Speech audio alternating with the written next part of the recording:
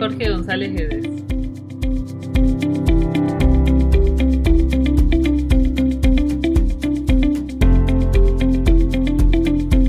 Hola a todos, el invitado de lujo es Marcos Morales, nacido en Tigre, provincia de Buenos Aires de Argentina, y hoy entrenador del Club Raspas Arraun El Cartea en Guexco, España. Es múltiple campeón, panamericano, de España, sudamericano, argentino, de Euskadi. Además, fue campeón británico de remo indoor y campeón del mundo de remo indoor en 2015. Gran persona, entrenador y amigo, hemos compartido su clasificación y entrenamiento para los Juegos Olímpicos de Atenas junto a otro grande, Walter Naneder, y gracias a quien confió en mí, el Pardo Badie. La intención de mis podcasts es difundir información actualizada en español.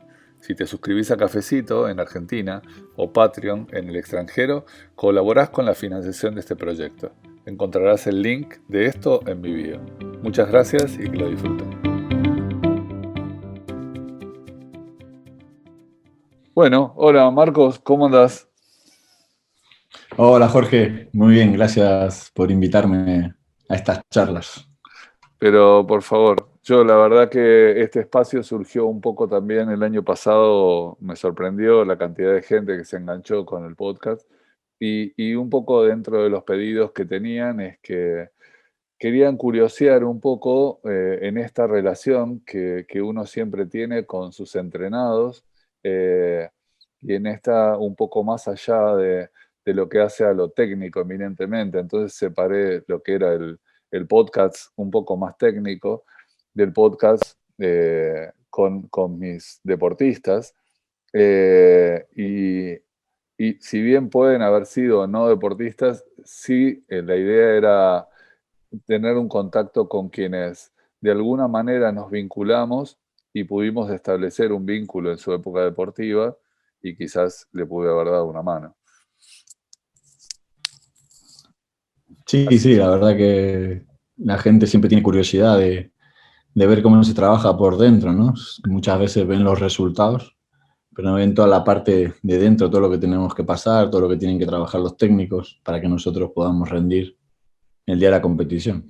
Totalmente. Y bueno, Marcos hoy, yo igual ya lo dije en la presentación, hoy está como diciendo de este lado de, de la, del camino, pero es alguien que no ha dejado prácticamente de su dinámica de deportista en función de que sigue entrenando como el primer día y quizás creo mucho mejor.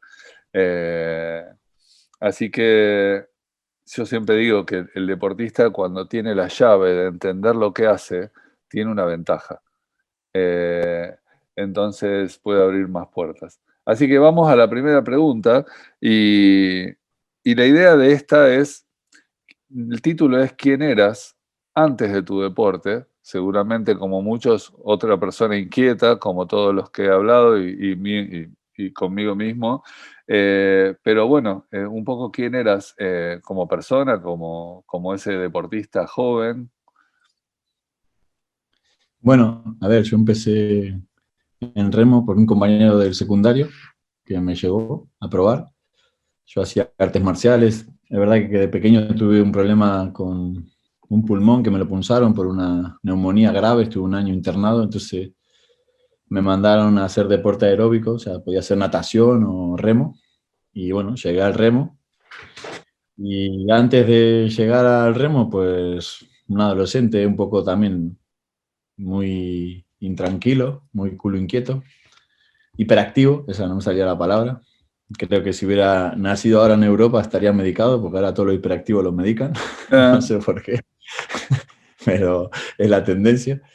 Y nada, o sea, era una persona muy... En la escuela me iba muy bien, pero como era un culo inquieto, vivía en la dirección. Entonces mi madre, pobre, yo tendría que ah, haber sido abanderado muchas veces, pero no lo era por la falta de disciplina que tenía, ¿no? Y luego el remo a mí me abrió muchas puertas, conocí gente magnífica como tú. Mi primer entrenador fue Claudio Guindón, que de hecho estoy escribiendo el libro, contacté con él porque me va a escribir el prólogo y es ahora la hora de devolver todo lo que me dio el remo a mí, ¿no? El remo a mí me cambió la vida. Totalmente. Qué deportista que se perdió la natación. En cuanto a esto, Claudio está muy cerca de mi corazón porque fue compañero de equipo en su momento. Un ejemplo como compañero incluso, no solo como deportista. Esos compañeros que simplemente mirarlo te enseña. Más cuando uno es chico, él es más grande que yo y era como, remaba encima los mismos botes, entonces nosotros íbamos atrás de ellos todo el tiempo. Increíble, increíble lujo de entrenador. Y, y eso te lleva un poco a tus orígenes, obviamente ya dentro del deporte, y cómo fue esa y cómo viviste la transición hacia el alto rendimiento. Eh, Básicamente esa es la pregunta. Bueno, a ver, yo la verdad que ahora con perspectiva, con los años, ¿no? Yo ya tengo 45 años y cuando empecé con el remo, empecé con casi 15, noviembre de los 14, 91, 1991. Como decíamos antes, mi primer entrenador fue Claudio, lo que tú has dicho, una magnífica persona. Él es veterinario, pero tiene una inteligencia emocional increíble, mucha vida estoica por su forma de ser, por sus principios, por su control, ¿no? de lo que puede controlar, por su resiliencia ante los problemas, que muchas veces incluso la gente se reía de él, lo tomaban a, eres un maricón, eres no sé qué, y en realidad era un ejemplo, era un hombre ejemplar.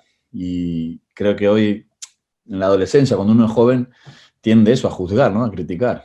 Y luego, bueno, tuve de la mano de Alberto Di Medio, otro, para mí, un prócer del deporte argentino y del deporte latinoamericano, ¿no?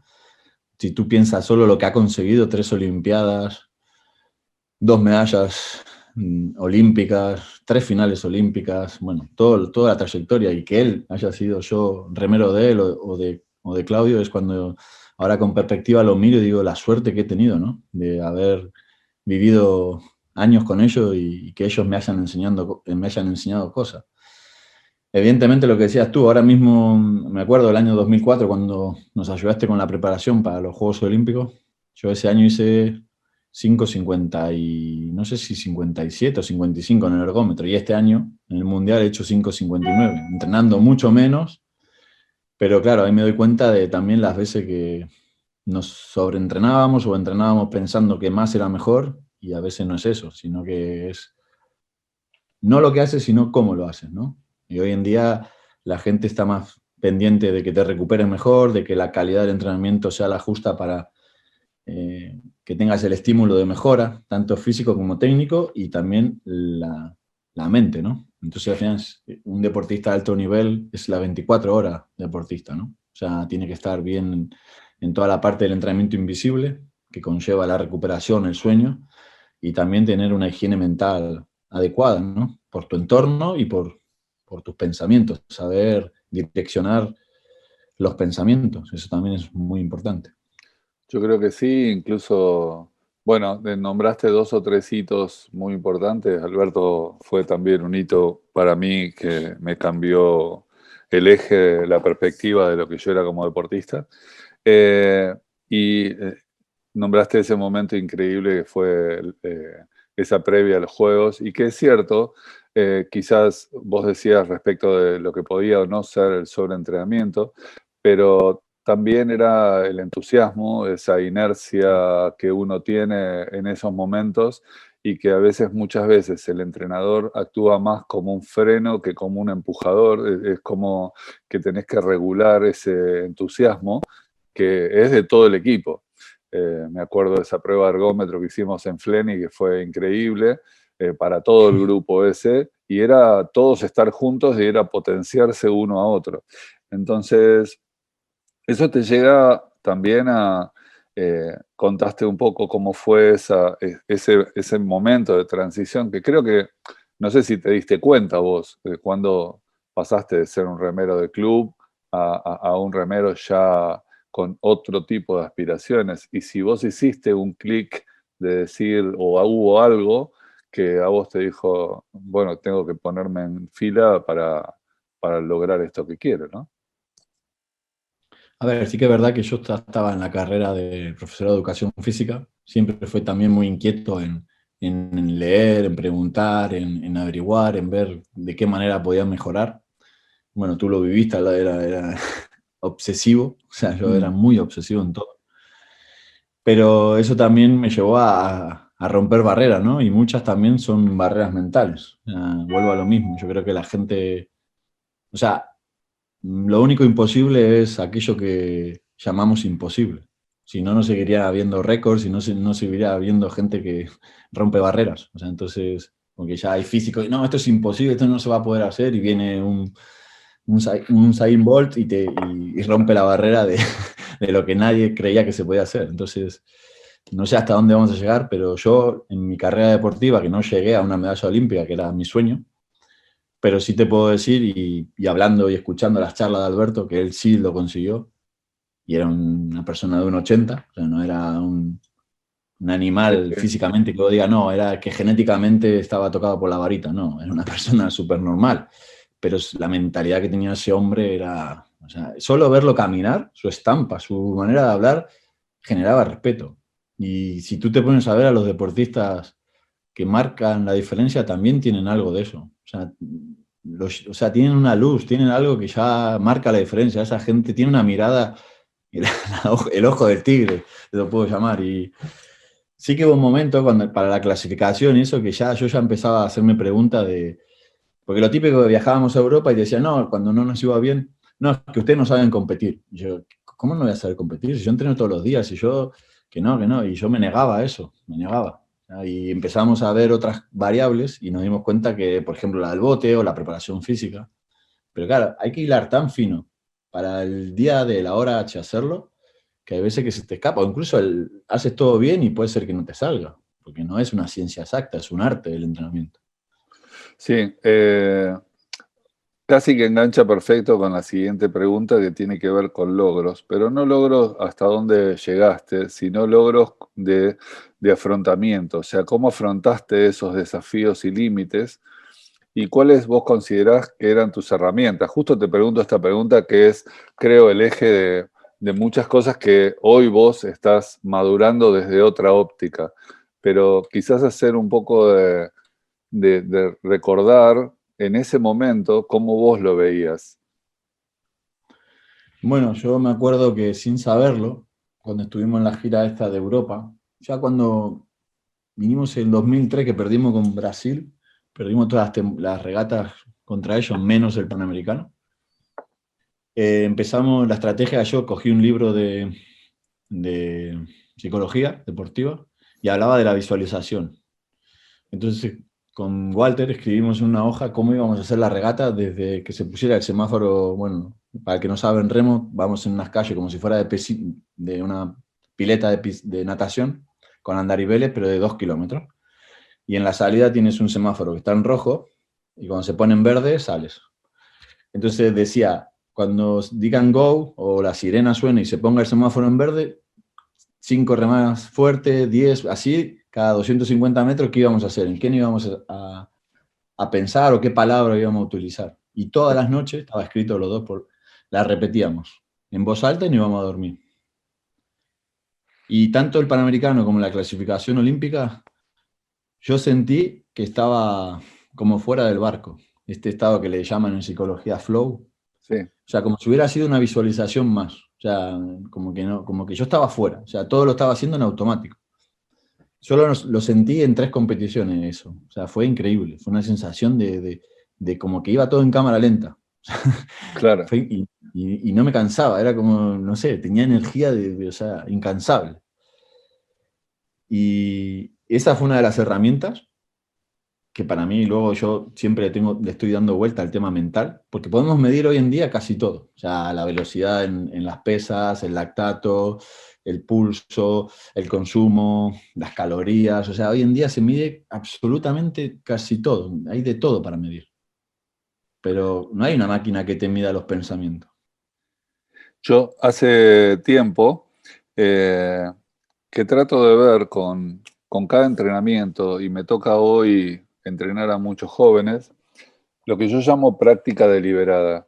Práctica deliberada, para el que no entiende por ahí la palabra o la estructura, Es que hasta en lo más mínimo de lo que hacemos, debemos tener la concentración y pensar en eso. Y muchos, a veces discutía con algunos deportistas que por ahí se ponían los AirPods y se ponían música. Entonces, el día que me cayó en la ficha de todo esto era en un momento que tenían que sentarse a hacer una sentadilla muy concentrados y me dice, espera un momento, y lo veo que se va y cambia el tema. Entonces le digo, ¿podés sacarte un momento de los AirPods? Sí. Si vos estás tan concentrado para ir a cambiar el tema, tu concentración está en la música y no está en lo que estás haciendo. Y si lo que estás haciendo está en, ¿cuál de las dos cosas le pones el grado de importancia que necesitas? Porque esto es parte de tu preparación y no estoy hablando de un atleta que era un atleta que venía al gimnasio a divertirse, sino un atleta que estaba pensando en un juego olímpico. Entonces, ¿cuál es? No digo que antes de la competencia uno utilice la música para concentrarse, pero cada detalle del entrenamiento implica una concentración. Y creo que esa práctica deliberada que vos mencionás, en donde vos podés llegar incluso hasta este estado de flow, es súper importante porque cada momento es un escalón hacia tu sueño, ¿no? Eso es. Sí, sí, es evidentemente que es así. Es estar en la atención y en el aquí y en el ahora, en el momento, ¿no? Y es lo más difícil. Hoy en día, incluso con todo lo que hay, que nos distraemos con el móvil, con el Instagram, con el no sé qué, con el no sé cuál, es muy difícil conseguirlo. Entonces, la atención focalizada en estar en el consciente de lo que estás haciendo es para mí lo más complicado. Y es lo que marca la diferencia realmente. Y justamente en este momento al que llevamos a todos los que están escuchando a poner atención incluso en lo que estamos diciendo, en ese joven que eras en ese momento y- y que estaba con toda su atención plena con esto que estábamos hablando en ese foco, vos tenías una vida social paralela, o sea, tenías no solo tu familia, que es muy importante para ti, pero también tenías amigos que por ahí no eran del deporte. Eh, ¿Cómo sentiste que vos aportabas, pese a que estabas con tu foco y tu obsesión en esa dinámica, en tu objetivo, vos pudiste mantener ese vínculo con tus pares en la escuela, en el instituto, en el barrio? No, o sea, a medida que más arriba escalaba, más solo me quedaba, porque al final no lo entienden. Y de hecho te tiran, te quieren tirar porque tú eres el raro, ¿no? Tú estás buscando algo que la mayoría de la sociedad no lo entiende. Tú al final tienes una meta clara y un objetivo claro. La mayoría de la gente simplemente vive. Están Claro. como en automático.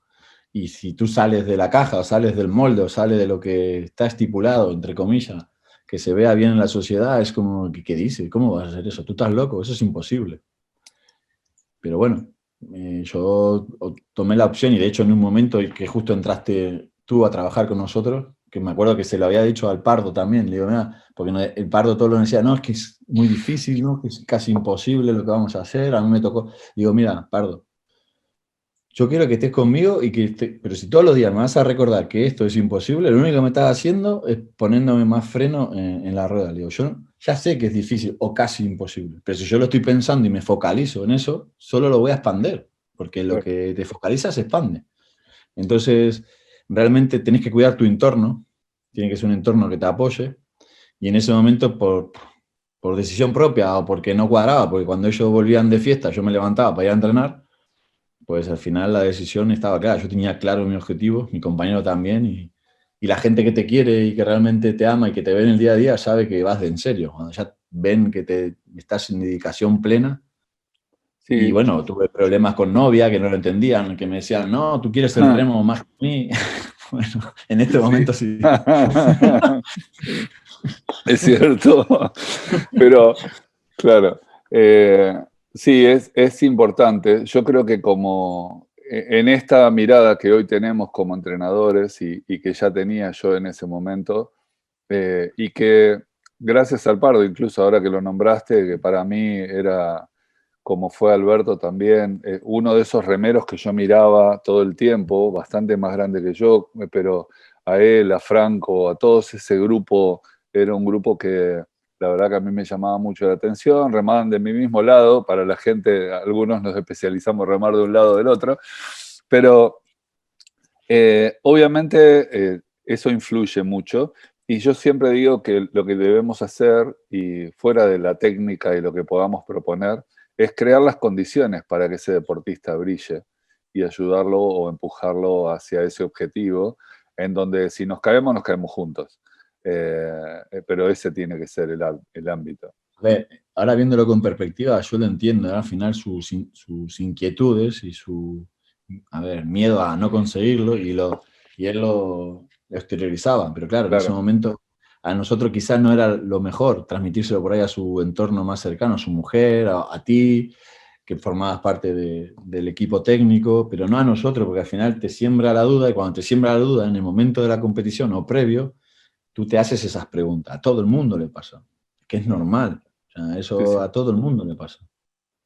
Y casi que la pregunta que sigue, creo que es la más difícil que te tengo que hacer, no te asustes, porque lo digo para la gente. La pregunta es quién sos, tu transformación a la vida después del deporte, pero es difícil preguntarle a Marco después del deporte porque él es el deporte, él sigue en el deporte, entonces no tiene un después. Creo que el después lo vamos a vivir juntos en otro mundo, pero en Eso cierta es. manera lo que digo es, ¿cómo fue la transformación a tu vida después del deporte? Y vos incluso, por seguir, quizás no en ese nivel de ese momento, estás en un muy buen nivel también, como dijiste, pero bueno, un poco respondiendo a la pregunta, ¿cómo sentís esa transformación? A ver, lo primero que hay que también aceptar es que no controlamos nada. No hay que ver lo que ha pasado. La pandemia, se han suspendido los Juegos Olímpicos, que es algo que nadie lo podía ni imaginar. Y luego, lo único constante es el cambio, ¿no? O sea, o lo buscas o te encuentras. Y a mí la pandemia a nivel profesional me ha enseñado un montón de cosas. O sea, al final yo he crecido muchísimo, estoy creciendo. De hecho, estoy con un proyecto, estoy escribiendo un libro y un par de proyectos más. Y a nivel personal, pues murió mi madre el 24 de noviembre, muy inesperado, un cáncer, bueno, fulminante. Y a 2 días de empezar el Mundial de este año murió mi primo hermano, el hijo del hermano de mi mamá, con 40 años, o sea, también otro Claro, cáncer. Y son cosas que cuando decís, porque yo hace 1 año y medio, cuando estuve con mi mamá en casa, yo voy todos los años, salvo este año porque yo tengo el pasaporte español, con el argentino no podría viajar, pero sí está actualizado, pero no lo tengo claro. actualizado y no pude viajar. Y yo no sabía que ese día estaba comiendo con ella y era la última charla, el último abrazo, el último momento que íbamos a estar juntos. Y yo me quiero quedar con la enseñanza que viene a correlación lo que estábamos hablando, del chico que estabas con los iPod entrenando, de estar en el aquí, en el ahora, ¿no? De estar presente, de saber que nunca sabemos cuándo es el final, cuándo es el último día, vivir cada día al máximo. Sí, Entonces yo ahora, mi propósito, ¿no? En la vida y lo que yo quiero es transmitir la parte de los deportistas de alto nivel, por eso estoy escribiendo el libro. Es un libro que se va a llamar Los secretos de la mente olímpica. Quiero hablar de mi historia olímpica, que estarás tú también en la clasificación, en lo que fue Alberto, Claudio, toda la gente que estuvo. Y la importancia de tener un porqué, un para qué en la vida, ¿no?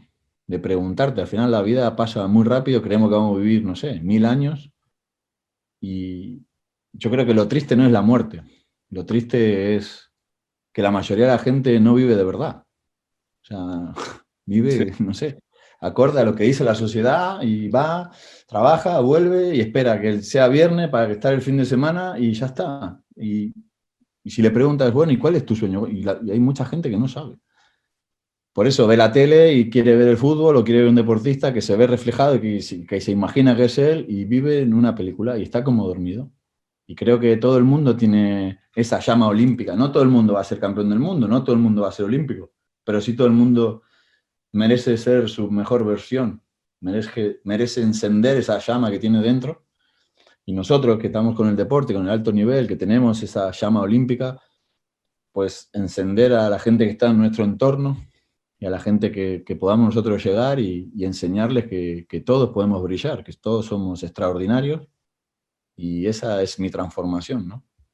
Sí, yo creo que como una imagen bien gráfica, yo trato siempre, me entran mucho más las cosas como de manera gráfica, y es como que cada deportista que me toca entrenar tiene en mi cabeza un pizarrón en el cual Ujú. yo tengo que llenar todos los espacios de lo que yo soy y puedo brindarle a ese deportista y no descanso hasta poder llenar todos esos espacios.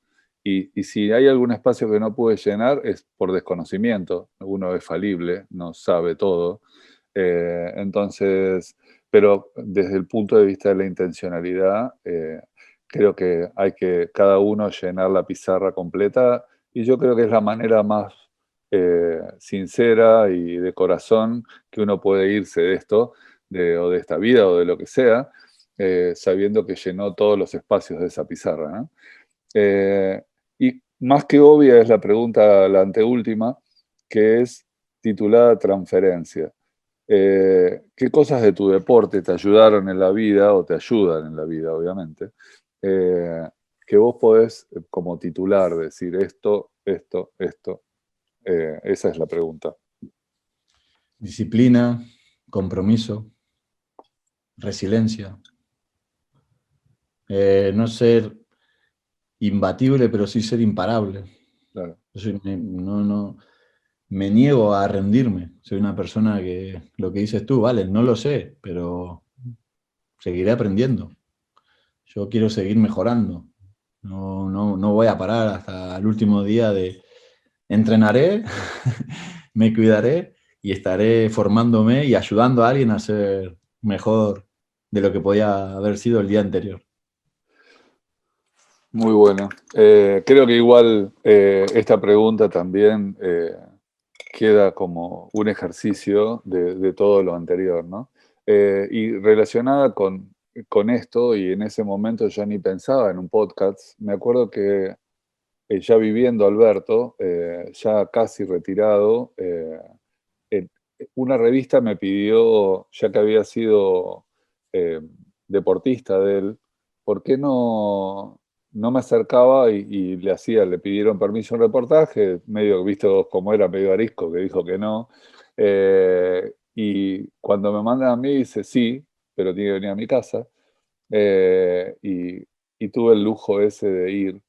Y la verdad que creo que esto, qué sé yo, como anécdota puede ser grato, para mí es gratificante, escuchar a una persona hablar como yo lo escuché en ese momento a Alberto. Así que la charla esta fue muy interesante respecto de esta idea del olimpismo. Yo me acuerdo que a veces muchas de las cosas que nos decía Alberto yo no las entendía, tenía 16, 17, 18, y me han ayudado mucho a lo largo de entender a todos los deportistas y cito ejemplos de él casi permanentemente. Y la última pregunta tiene que ver con, en esencia, nuestro vínculo y en que vos sentís que pude ayudarte. Básicamente es esa. Sobre todo la gana que le pones a intentar ayudar, ¿no? A lo que estabas diciendo antes, intentar llenar esa pizarra. O sea, no necesitas decirlo, se te nota, lo transmites. Eh, y eso al final también te da, a uno como deportista te da tranquilidad. Uno como deportista al final no deja de ser un acto de fe, ¿no? Cuando tú como deportista viene un entrenador o tú como preparador físico y te dice lo que tenemos que hacer. Yo estoy confiando en ti, pero tú estás bajo todas tus experiencias y conocimientos creando en nosotros o aplicando una metodología que no hay un 100% que va a ser así de efectivo, ¿no? Entonces tiene que haber esa palabra que es compromiso, ¿no? Que eso genera confianza y tú transmites compromiso y a su vez eso va relacionado con la confianza. Para mí la palabra sería esa, compromiso y confianza. Muchas gracias. Y como nota de color y como una anécdota personal.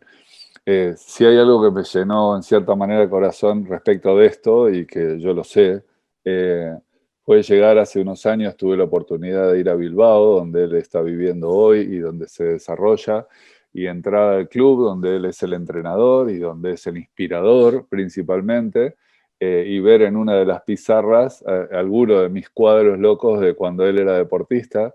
Eh, a veces uno no se da cuenta ni le pone la altura de lo que eso representa para uno como entrenador, y creo que fue de las cosas más gratificantes que me han pasado. Así que, Marcos, te dejo el cierre a vos, y de corazón sabes que te quiero mucho, te aprecio, y bueno, te dejo el cierre para que lo hagamos juntos. Bueno, agradecerte a ti, a todas las personas que te siguen, que te escuchan, que te valoran. Eres una persona que transmites, y eso es importante, y que das con el corazón, ¿no? Al final yo creo que eso es lo que la gente que transmite con emoción y con corazón es la gente que llega. Y como has dicho tú, yo tengo algunos entrenamientos de movilidad, de calentamiento que nos habías mandado, que lo utilizo hasta el día de hoy.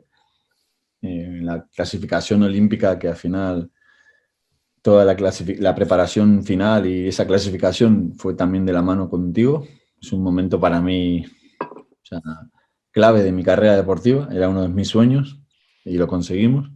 Y también tengo una frase de Claudio en el gimnasio, porque para mí también él fue el que sembró en mi pecho la semilla de olimpismo. Y ahora yo me veo con la obligación de transmitir todo lo que me han enseñado toda la gente, todos los mentores, todos los entrenadores que he tenido, como tú, como Claudio, como Alberto, y bueno, más gente que estaría aquí un rato para nombrar a todos, porque al final creo que es como la progresión tuya de atleta, ¿no? Como cuando vos sos padre, tus hijos pasan a seguir tu vida, tu legado, ¿no? Entonces tú quieres que ellos no pasen por los problemas que has pasado tú, y ir mejorando las metodologías, la forma de entrenamiento. Entonces yo creo que en eso coincidimos también los dos. Tú eres un loco del deporte, de querer conseguir la mejora de todos los que están alrededor tuyo, y eso se nota, y por eso la gente también cree en ti. Entonces te doy las gracias por eso, con iniciativas como esta, y siempre estás aportando valor, y eso también se agradece, ¿no? Así que gracias. Bueno, gracias a todos, gracias Marcos. Vos sos uno de los que caminás con esa luz también, como mencionabas de Alberto. Así que bueno, espero que lo hayan disfrutado, y seguiremos tratando de aportar un poco más. Gracias.